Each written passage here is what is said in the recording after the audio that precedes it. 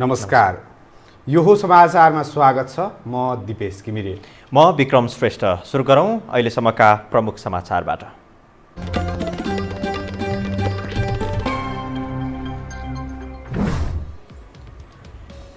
नेपालमा कोरोनाबाट थप 3 जनाको मृत्यु, 468 जनामा संक्रमण थपियो।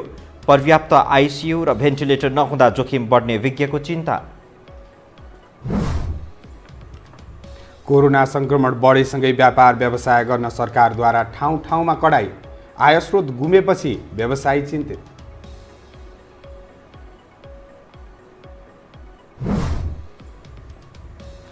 नेपाल भारत द्विपक्षीय सहयोगका लागि नेपाल तत्पर रहेको प्रधानमन्त्री ओलीको भनाई। नेपाललाई निरन्तर सहयोग गर्ने मोदीको प्रतिबद्धता।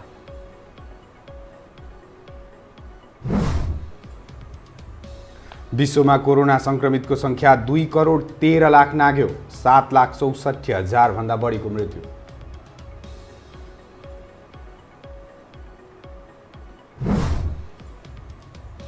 र फिफाको महिला वरियतामा नेपाल 99औं स्थानमा यथावत। एसियाली राष्ट्रमा 21औं र दक्षिण एसियामा दोस्रो स्थानमा।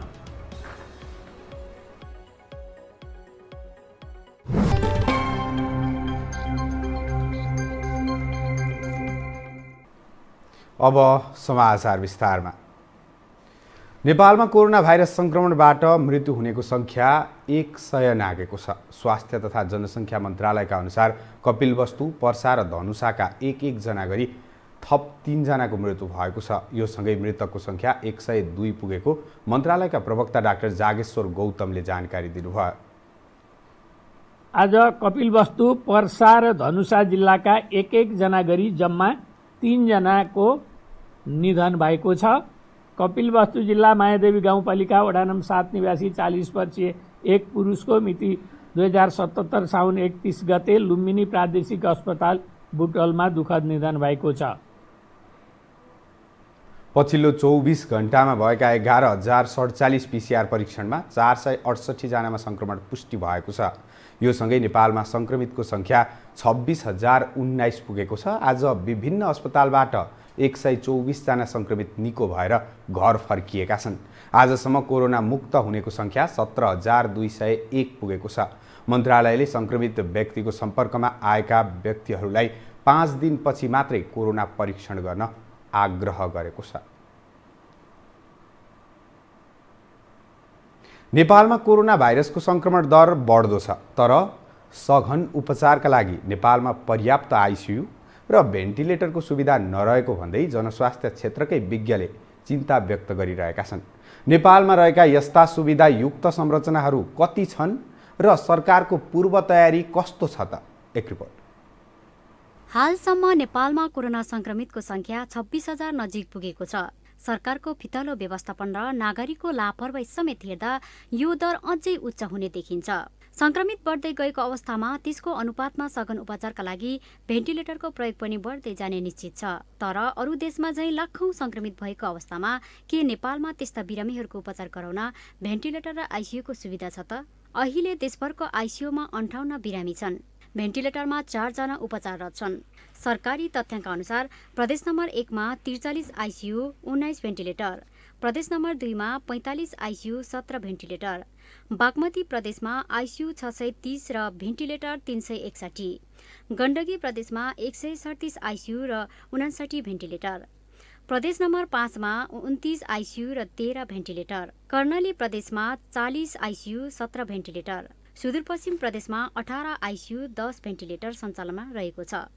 सरकारको तथ्याङ्क अनुसार अहिलेको अवस्थामा सघन उपचारका लागि संरचनाका दृष्टिले चिन्ता लिनुपर्ने अवस्था छैन। आइसोलेसन सेन्टरहरू अहिले यथेष्ट छ। अहिले समस्या छैन, नपुग्ने छैन, अपुग छैन। र अर्को कुरा चाहिँ हामीले जसको घरमा एक्लै बस्न सक्छ, बाथरुम छुट्टै छ, आइसोलेसनको मापदण्डहरू पुरा गर्न सक्छ, त्यस्तोलाई हामीले घरमै पनि राखेका छौँ। भेन्टिलेटर ट्रिटमेन्ट होइन, कोरोनाको ट्रिटमेन्ट छैन। पहिला बुझ्नु पर्यो। मान्छेले के इम्प्रेसन भयो भने आइसियु भयो, भेन्टिलेटर भयो भने बाँचिन्छ भन्ने लागेको छ नि, त्यस्तो होइन। पछिल्लो समय सबैभन्दा बढी संक्रमितको सूचीमा प्रदेश नम्बर 2 पहिलो स्थानमा रहेको छ। तर भौतिक संरचना र प्रविधिका दृष्टिले यही प्रदेश तेस्रो कमजोर प्रदेश हो, जहाँ आइसियु र भेन्टिलेटर सीमित संख्यामा छन्। यद्यपि यस्तो उपचार विधि सघन अवस्थामा मात्रै उपयोग गरिने भएकाले संक्रमितको संख्या 10 लाख पुग्दा पनि अहिले उपलब्ध क्षमताले धान्ने स्वास्थ्यको आंकलन छ। 100 जनाको टेस्ट गर्यो भने 5 जना जति पोजिटिभ आइरहेछ र त्यो रेट पनि हाम्रो कम छ, डेथ रेट पनि हाम्रो कम छ हैन। पपुलेसनको आधारमा यो केस पनि एकदम धेरै हैन अहिले भएको, तर यति पनि नहुनु पर्थ्यो हाम्रो तयारी अनुसार। तर प्रदेश सरकारका मन्त्रीहरू भने केन्द्र सरकारको परिणामविहीन हस्तक्षेपका कारण संकट पैदा हुँदै गएको दावी गर्छन्। सामान्य प्रधानमन्त्रीको बैठकमा बस्दा पनि त्यो चाहिँ आफू अधिकार दिन नचाहने भन्दाखेरि तपाईसँग प्रहरी छैन, तपाईसँग प्रशासन छैन, तपाईसँग उद्योगको नीति छैन, अहिले बनाउन सकेको छैन। किनभने अहिले सारा नियन्त्रण निर्देशन कहाँबाट भइरहेछ? यहाँबाट भइरहेको। वर्तमान अवस्थामा अति सघन उपचारका लागि आइसियू र भेन्टिलेटरको पर्याप्तताप्रति सरकार ढुक्क छ। यद्यपि भावी सङ्कटलाई पहिचान गरी सरकारका अधिकारीहरू पूर्व तयारीमा सतर्क बस्नु जरुरी देखिन्छ। यो हो टेलिभिजनका लागि क्यामेरामा अजय मोक्तानका साथमा लीलामाया ठटाल, काठमाडौँ। अब बाँकी समाचार। 120 दिने लकडाउनले थलिएका काठमाडौँका व्यवसायी लकडाउन खुलेसँगै बिस्तारै सामान्य अवस्थामा फर्किँदै थिए। तर अहिले फेरि कोरोना महामारीले भयावह रूप लिन थालेपछि व्यवसायहरू थप चिन्तित बनेका छन् भने व्यापार पनि घट्दै गएको छ। 3 महिना भन्दा बढी समयको लकडाउनले सबैभन्दा बढी देशको अर्थव्यवस्थामा असर गर्यो। व्यापार व्यवसाय गर्नेहरू पनि लकडाउनको मारमा परे। सरकारले लकडाउन खोलेसँगै व्यवसायीहरूले स्वास्थ्य सुरक्षा अपनाएर व्यवसाय सञ्चालन गर्न थाले। तर व्यापार व्यवसाय सामान्य अवस्थामा फर्कन नपाउँदै फेरि कोरोना महामारीले व्यवसायलाई थप असर गरेको छ। देशका मुख्य मुख्य शहरहरूमा कोरोना संक्रमितको संख्या बढ्न थालेको छ, जसको असर व्यापार व्यवसाय गर्नेहरूमा सोझै पर्न थालेको छ। व्यवसाय गरेर आफ्नो दैनिक गुजारा चलाइरहेका व्यवसायीहरू मर्कामा परेका छन्। सावधानी अपनाउनु पर्छ र लकडाउन गर्नु भन्दा पनि अब मान्छे कोरोनाले मर्ला कि नमर्ला त भोकले डेफिनेटली मर्ने भइसक्यो। किनकि अब मान्छेहरूको घरमा रासन छैन हैन, खानालाई ग्यास तेलहरू केही पनि छैन। अब व्यवसाय गर्नेहरूलाई झन् गाह्रो भएछ, किनकि अब दिनभरि काम गरेर बेलुका छाक लाने मान्छेहरू यहाँ धेरै छन् हैन। त्यही भएर पनि अब लकडाउन गऱ्यो भने त हामीलाई त्यो बाँच्ने उपाय छैन हामीलाई, किनकि मर्नै पनि अवस्था आउँछ। त्यही भएर सरकारले पनि त्यो बुझिदिनु पर्यो। पसलबाट अलिअलि भए पनि यसबाट नै आफ्नो फ्यामिली व्याकरणलाई धान्न परिरहेको छ। घर भाडादेखि लिएर हरेक चिजहरू चाहिँ यही पसलबाट धान्नुपर्ने कारणले गर्दाखेरि हामीले अहिलेसम्म घरपेटीहरूलाई भाडा तिर्नेदेखि लिएर हरेक चिजको समस्या परिरहेको छ। सरकारले पनि व्यवसायलाई केही राहत नदिएको उनीहरूको गुनासो छ। घरबेटीलाई घर भाडा मिना गर्न सरकारले आग्रह गरे पनि आफूहरूले छुट नपाएको उनीहरूको दुखेसो छ। अब व्यापार गर्ने मान्छे कोठाको भाडा पसलको भाडा महँगो छ, घरबेटीले 1 महिनाको पनि कम गर्दैनन् हैन। जसै तसरी गुजारा चलाइरहेछौँ, व्यापार पनि छैन। कोरोना संक्रमितको संख्या बढ्दै जाँदा पुनः लकडाउन हुन सक्ने कतिपयको अनुमान छ। लामो लकडाउन झेलेका व्यवसायी लकडाउन र सिल भन्ने शब्दले झन पीडा महसुस हुने बताउँछन्। कोरोना नियन्त्रणका नाममा कतै सिल, कतै लकडाउन, कतै कर्फ्यू, कतै निषेधाज्ञा गरिएको छ। त्यसले गर्दा कतिपय व्यवसायमा समेत दुविधा उत्पन्न भएको उनीहरूको भनाइ छ। अनि अब सरकारले लकडाउन पनि भन्ने कि निषेधाज्ञा भन्ने कि सिल भन्ने कि अब आदि खुला भन्ने कि आदि बन्द गर्ने, यो सरकारको केही पनि बुझिएन। अब हामी व्यवसायीलाई व्यवसाय खोलेर नबसौँ, रोजीरोटीको सवाल छ। खोलेर बसौँ, आफै सङ्क्रमित होइएला भनेर आफूले घरमा बच्चालाई शुद्ध लिएर गएर सारीलाई घर परिएन भने अर्को डर छ। व्यवसाय नखोल्नु खान पाइएन। फेरि पनि लकडाउन हुन्छ कि भन्ने आम मानिसमा त्रास छ। इभन मलाई नि त्रास छ। अब म सानो व्यवसाय गर्ने मान्छे, डेरी प्रडक्ट पनि मसँग छ। भोलि बिहान अर्डर हाल्ने कि नहाल्ने, जाला कि नजाला, अन द स्पोट तपाईँको लकडाउन भइदियो भने प्रोडक्ट के गर्ने। पसल बन्द गर्दा दैनिकी धान्न गाह्रो हुने व्यवसायीहरूको गुनासो छ। पसल खोलेर बस्दा व्यापार नहुने, त्यसमा पनि रोगले मरिने भन्ने चिन्ता छ व्यवसायीमा। व्यवसाय गरेर आफ्नो जीवन धानिरहेका र राज्यलाई कर तिरेर योगदान दिने व्यवसायीको समस्याप्रति राज्यको ध्यान भने गएको देखिँदैन। क्यामेरामा डीबी मगरका साथमा सम्वेक बस्नेत, काठमाडौँ। सत्तारूढ दल नेपाल कम्युनिस्ट पार्टी नेकपाले गुटगत किचलो मिलाउन महासचिव विष्णु पौडेलको संयोजकत्वमा 6 सदस्यीय कार्यदल गठन गरेको छ। कार्यदल नै गठन भएपछि पार्टीको विवाद मिल्छ होला त? विगतका कार्यदलहरू हेर्दा त्यस्तो देखिन्न। सत्तारूढ नेपाल कम्युनिस्ट पार्टी नेकपाले पार्टी एकता, पछिल्लो विवाद र एमसीसी लगायतका विषय सुल्झाउन छुट्टा छुट्टै कार्यदल गठन गरिसकेको छ। तर ती कार्यदलहरू विवाद समाधान गर्न सफल भएनन्। धेरै जसो कार्यदल गठन त भए तर उपलब्धि विहीन भएर निष्क्रिय बने। महासचिव विष्णु पौडेलको नेतृत्वमा गठित 6 सदस्यीय कार्यदल पनि उपलब्धिमूलक हुनेमा विज्ञहरूले शंका व्यक्त गरेका छन्। पार्टीभित्रको विवाद हल गर्न र विभिन्न मामिलामा सहमति जुटाउन यस्ता कार्यदलहरू नेकपाले गठन गर्दै आएको छ। त्यसो हुनाले के हुन्छ नि, त्यसको दोष जति अपजस जति आफूले लिनु पर्दैन, जस जति आफूले लिन पाइन्छ। त्यसकारणले यो कार्यदलहरू, राजनीतिक कार्यदलहरूले चाहिँ त्यो एउटा दिशा भनेर एउटा डाइरेक्सनभित्र चाहिँ काम गरेका हुन्छन्। तर त्यो कार्यदलले चाहिँ के हुँदैन भने त्यसले दिएको कुरालाई हुबहु रूपमा चाहिँ राम्रो भए पनि लिँदैन कि। त्यसकारणले पार्टीलाई चाहिँ के हुन्छ, नेतृत्वलाई आफू अनुकूल कार्यदलको प्रतिवेदनलाई व्याख्या गर्न सजिलो हुने हुनाले चाहिँ उसले के हुन्छ भने कार्यदल बनाउँछ। त्यसको प्रतिवेदनलाई चाहिँ कतिसम्म लिने र कति नलिने भन्ने चाहिँ उसको आफ्नो तजविजका आधारमा निर्णय गर्नु। विज्ञहरूको भनाइले मात्र होइन, हालसम्म विभिन्न बहानामा गठित कार्यदलहरू उपलब्धि विहीन नै भएका छन्। पार्टी एकता पछिको यस अवधिमा नेकपाले 5 वटा भन्दा बढी कार्यदल गठन गरिसकेको छ। एकता लगत्तै 2075 पुस 12 मा गृहमन्त्री रामबहादुर थापाको संयोजकत्वमा कार्यदल गठन गरेको थियो। उक्त कार्यदलले समयमा प्रतिवेदन बुझाउन नसकेपछि अध्यक्ष द्वयलाई नै कार्यभारको जिम्मा दिएको थियो। नेकपा सचिवालयले 2076 माघ 19 मा मिलेनियम च्यालेन्ज कर्पोरेसन एमसीसीका विषयमा अध्ययन गर्न वरिष्ठ नेता झलनाथ खनालको नेतृत्वमा 3 सदस्यीय कार्यदल गठन गरेको थियो। त्यो कार्यदलले प्रतिवेदन बुझाए पनि एमसीसी बारे नेकपाले ठोस निर्णय भने गर्न सकेन। त्यस्तै 2076 फागुन 11 मा वरिष्ठ नेता माधव कुमार नेपालको संयोजकत्वमा 3 सदस्यीय कार्यदल गठन भई विघटन भएको थियो। अहिले फेरि पार्टी विवाद टुङ्ग्याउन महासचिव विष्णु पौडेलको संयोजकत्वमा 3 सदस्यीय कार्यदल गठन गरिएको छ। कार्यदलले समस्याहरू के हुन् र समाधान के हुन सक्दछ भन्ने विषयमा विस्तारपूर्वक छलफल गरिकन शीघ्रातिशीघ्र प्रतिवेदन प्रस्तुत गर्नेछ र त्यो प्रतिवेदन समेतलाई आधार मानेर त्यसका समेत आधारमा अध्यक्ष द्वयले समाधानका प्रस्तावहरू पार्टीका औपचारिक निकायहरूमा बैठकहरूमा प्रस्तुत गर्नुहुनेछ र पार्टीका आन्तरिक जीवनका समग्र समस्याहरूको समाधान गर्दै हामीहरू अगाडि बढ्नेछौँ। अध्यक्ष द्वयले शुक्रबार 6 सदस्यीय कार्यदल गठन गरे पनि सचिवालयका अन्य नेताले भने यसको विरोध गरेका छन्। यस्ता कार्यदलहरूले समस्या समाधान गर्ने भन्दा पनि अल्झाइरहने काम गरेको भन्दै नेकपा भित्रै कार्यदल माथिको अविश्वास बढेको हो। यो टेलिभिजनका लागि क्यामेरामा डीबी मगरका साथ कान्ति नेउपाने, काठमाडौँ। प्रधानमन्त्री केपी शर्मा ओली र भारतीय समकक्षी नरेन्द्र मोदी बीच आज टेलिफोन वार्ता भएको छ। भारतीय स्वतन्त्रता दिवसको शुभकामना दिन प्रधानमन्त्री ओलीले मोदीलाई टेलिफोन गर्नुभएको हो। परराष्ट्र मन्त्रालयका अनुसार फोन वार्ताको क्रममा प्रधानमन्त्री ओलीले स्वतन्त्रता दिवसको अवसरमा बधाई दिनुका साथै निरन्तर प्रगतिको शुभकामना दिनुभएको छ।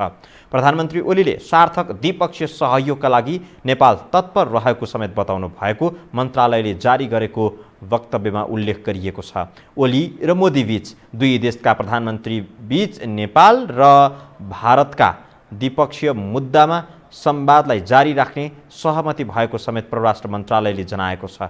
मन्त्रालयले कोरोना महामारीको प्रभाव कम गर्न दुई देशले गरिरहेका प्रयासहरूको सन्दर्भमा एकजुट भएर लड्ने प्रतिबद्धता व्यक्त गरेको बताइएको छ।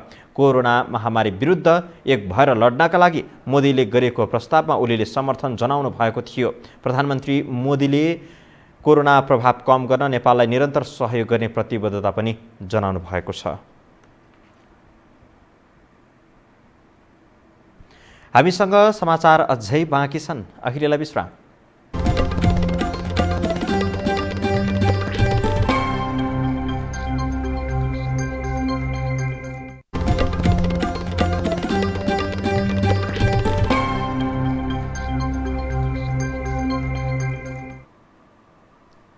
विश्रामपछि स्वागत छ। अब बाँकी समाचार।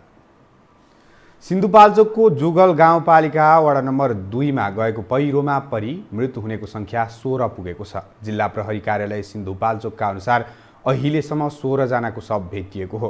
प्रहरीका अनुसार मृत्यु हुने 16 जनाकै शनाखत भएको छ। मृत्यु हुनेमा 9 बालबालिका सहित 4 महिला र बाँकी पुरुष छन्।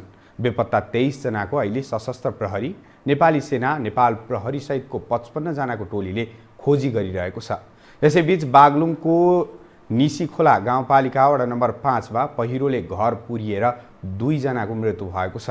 स्थानीय हिराबहादुर विकको घर शनिबार बिहान पहिरोले पुरिँदा उनका 14 वर्षीय छोरा वीरेन्द्र विक र 6 वर्षीय नाति प्रवेश विकको मृत्यु भएको जिल्ला प्रहरी कार्यालय बागलुङले जनाएको छ।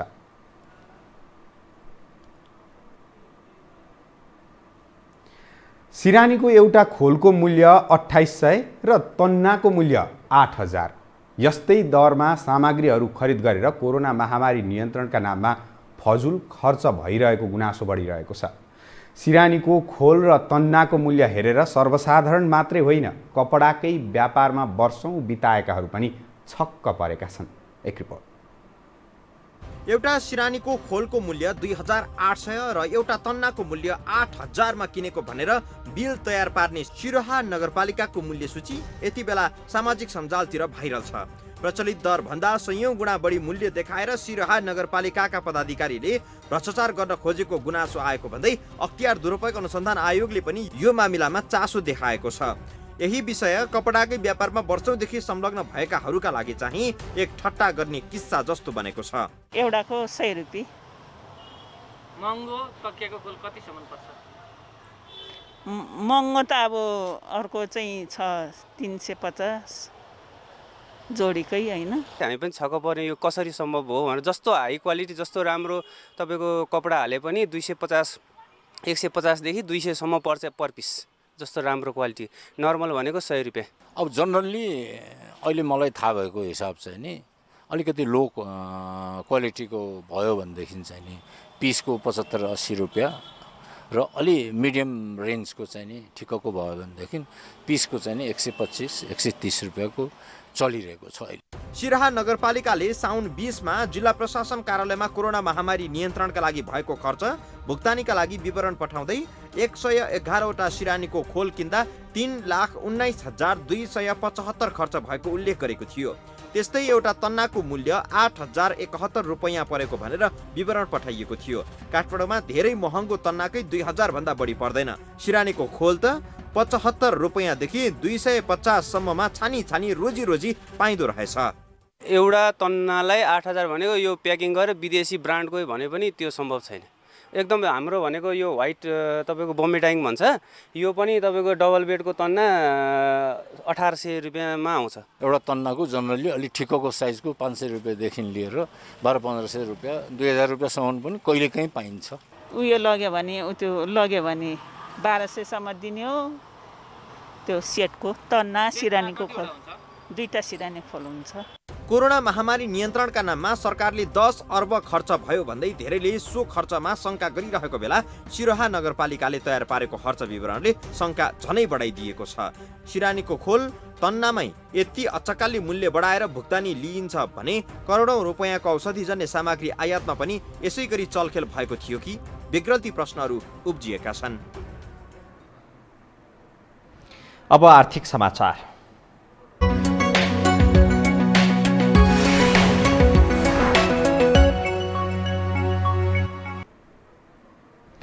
कोरोना महामारीले गर्दा अधिकांश बैंकहरूको नाफा घटेको छ भने 5वटा बैंकले मात्रै नाफा बढाएका छन्। कोरोना भाइरसका कारण थलिएका व्यवसायीलाई ब्याज छुट दिँदा बैंकको नाफा खुम्चिएको हो। 25 वाणिज्य बैंकहरूको नाफा 11% अर्थात् 6 अर्ब 27 करोड रुपैयाँले घटेको छ। कोरोना महामारीले गर्दा अधिकांश बैंकहरूको नाफा घटेको छ। राष्ट्र बैंकले गत आर्थिक वर्षको ब्याज गणना गर्दा 2% बिन्दुले घटाउन र चैतसम्मको किस्ता तिर्नेलाई 10% ब्याज छुट दिन निर्देशन दिएसँगै बैंकहरूको नाफा खुम्चिएको हो। लकडाउनका बेला समेत अनेकौं विधि र प्रक्रियाबाट आफ्ना ग्राहकलाई सेवा प्रदान गर्न दत्तचित्त रहेका बैंकहरूले अन्तत नाफा बढाउन सकेनन्। अघिल्लो आर्थिक वर्षको भन्दा 25 वाणिज्य बैंकमध्ये 5वटाको मात्र नाफा बढेको छ। अन्य 20वटा बैंकको नाफा घटेको छ। अघिल्लो आर्थिक वर्षको भन्दा बढी नाफा कमाउने बैंकहरूमा एनआइसी एसिया बैंक, ग्लोबल आइएमए बैंक, एनसीसी, प्राइम र सेन्चुरी बैंक रहेका छन्। कृषि विकास बैंक र प्रभु बैंकले भने हालसम्म वित्तीय विवरण प्रकाशित गरेका छैनन्। कोभिड-19 का कारण भएको लकडाउनका कारण आर्थिक गतिविधि हुन नसक्दा यसको प्रत्यक्ष असर बैंकहरूले आर्जन गर्ने नाफामा देखिएको हो। बैंकहरूको नाफा घटेसँगै शेयर धनीले पाउने लाभांश खुम्चिने तथा कतिपय बैंकहरूले यस वर्ष लाभांश वितरण गर्न नसक्ने अवस्था समेत आउने देखिएको छ। अघिल्लो आर्थिक वर्षमा 25 वटा वाणिज्य बैंकहरूले 56 अर्ब 58 करोड नाफा कमाएका थिए। सो नाफा गत आर्थिक वर्षमा खुम्चिएर 49 अर्ब 38 करोडमा सीमित भएको छ। गत आर्थिक वर्षभन्दा धेरै नाफा सरकारी स्वामित्वको राष्ट्रिय वाणिज्य बैंकले सबैभन्दा बढी नाफा कमाएको छ। बैंकले कमाएको नाफा सम्भवतः सबै बैंकहरूको भन्दा बढी हुन सक्छ। राष्ट्रिय वाणिज्य बैंकले गएको आर्थिक वर्षमा 4 अर्ब 45 करोड रुपियाँ नाफा आर्जन गरेको छ। बढी नाफा कमाए पनि यो नाफा गत आर्थिक वर्षको भन्दा 59 करोडले कम हो। त्यस्तै गत आर्थिक वर्षमा 3 वटा वाणिज्य बैंकले 3 अर्ब भन्दा बढी नाफा गरेका छन्। 6 वटा वाणिज्य बैंकले 2 अर्ब भन्दा बढी नाफा कमाएका छन्। अन्य बैंकको नाफा भने 1 अर्ब भन्दा माथि र 2 बैंकको 1 अर्ब भन्दा तल रहेको छ। हामीसँग अन्तर्राष्ट्रिय र खेल समाचार बाँकी नै छ। अहिलेलाई विश्राम।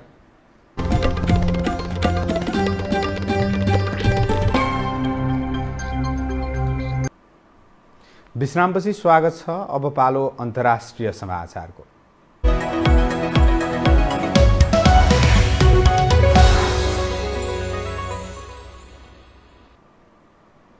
कोरोना भाइरस संक्रमणका कारण हालसम्म विश्वमा 7,64,000 भन्दा बढीको मृत्यु भएको छ। भाइरसका कारण 2 करोड 13 लाख भन्दा बढी संक्रमित भएका छन् भने निको हुनेको संख्या 1 करोड 41 लाख भन्दा बढी छ।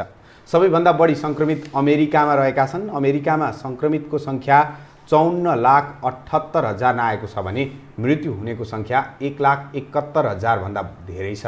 त्यस्तै छिमेकी मुलुक भारतमा अहिलेसम्म कोरोना संक्रमणबाट 49,000 भन्दा बढीले ज्यान गुमाइसकेका छन् भने संक्रमित हुनेको संख्या 25,30,000 नागेको छ।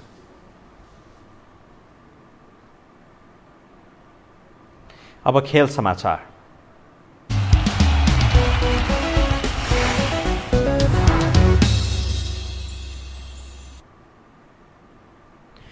विश्व फुटबलको सर्वोच्च निकाय फिफाको महिला वरियतामा नेपाल यथावत रहन सफल भएको छ। फिफाले सार्वजनिक गरेको नयाँ वरियतामा नेपाल यथावत रहँदै 79औं स्थानमा रहन सफल भएको हो। अघिल्लो पटकको वरियतामा समेत नेपाल 79औं स्थानमै थियो। एसियाली राष्ट्रको वरियतामा भने नेपाल 21औं स्थानमा रहेको छ। यस्तै दक्षिण एसियाली राष्ट्रको वरियता नेपाल दोस्रो स्थानमा रहेको छ।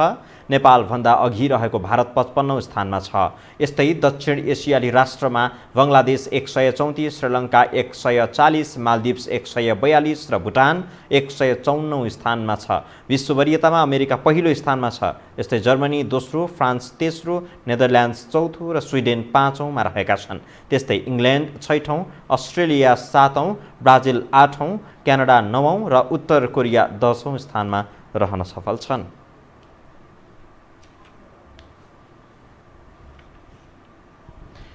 यससँगै यो समाचारको हामी अन्त्यमा आइपुगेका छौँ। जाँदा जाँदै प्रमुख समाचार पुनः एकपटक।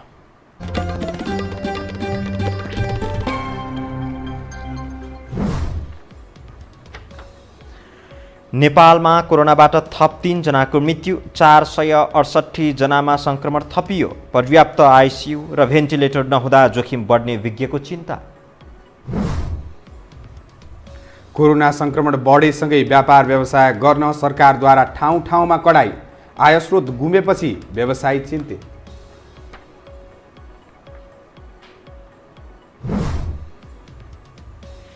नेपाल भारत द्विपक्षीय सहयोगका लागि नेपाल तत्पर रहेको प्रधानमन्त्री ओलीको भनाई। नेपाललाई निरन्तर सहयोग गर्ने मोदीको प्रतिबद्धता।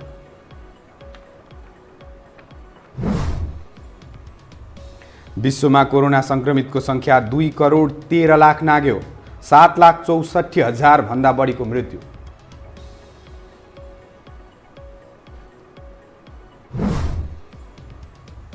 र फिफाको महिला वरियतामा नेपाल 79औं स्थानमा यथावत। एसियाली राष्ट्रमा 21औं र दक्षिण एसियामा दोस्रो स्थानमा।